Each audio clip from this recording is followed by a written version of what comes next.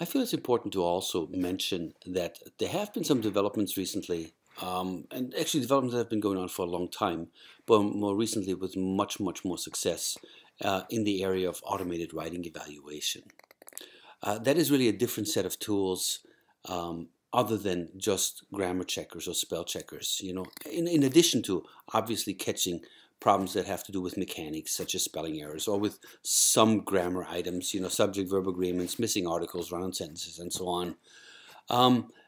These tools provide a richer set of feedback to writers. They go beyond mechanics and grammar, but also look at organization or provide feedback on organization, on the absence or presence of a thesis statement, or whether or not a topic sentence is used. So they provide a lot of help to beginning writers. Well, not only beginning writers, but also advanced writers, really.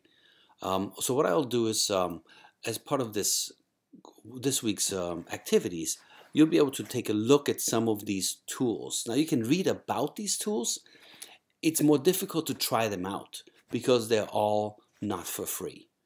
So, but you'll be able to look at them and find out more about them. And then, if you have the resources, if it's possible to get a trial version, you can certainly do that. I would like to summarize suggestions for using AWE tools in the classroom. These stem from a recent journal article my colleagues and I published. The reference is available in the transcripts. The highlights I want to mention are the following. First, using AWE tools or other tools that provide consistent feedback may impact students' writing practices. Students often write their assignments the night before and then submit it, and they will often not take a second look at it. When ongoing and immediate feedback is available, it may be possible to encourage students to go beyond this once and done approach to writing and engage in active planning, drafting, revising, and editing processes. This could transform their approach to writing. Second, AWE tools have an impact on linguistic accuracy. We have also found that AWE correcting feedback systems may really improve linguistic accuracy.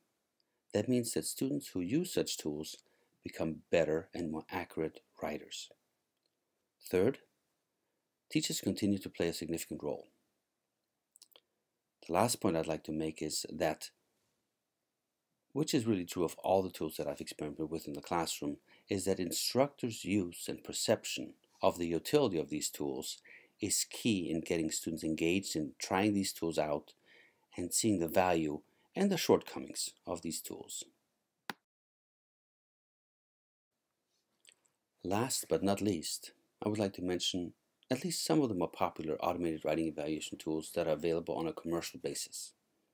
The transcript contains links to these tools as well.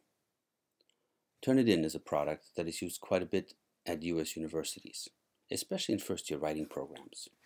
One component within the Turnitin application that is particularly relevant for writers is called Revision Assistant.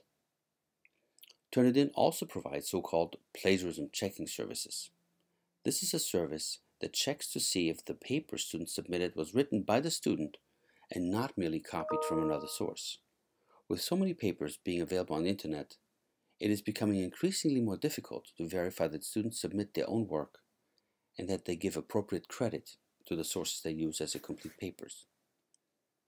Another tool that I have used and that we have used here at Iowa State for a number of years is called Criterion, which is a product produced by the Educational Testing Service, or ETS, and we used it for several years and we're quite happy with it.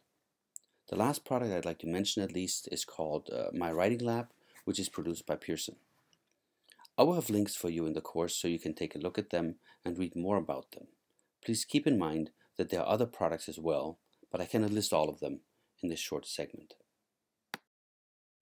This is the end of the lecture on using technology to support the teaching of writing. We thank Professor Chappell and her colleagues for their presentation. We also hope that you will find the lecture and the associated activities useful as you explore the use of technology on your own.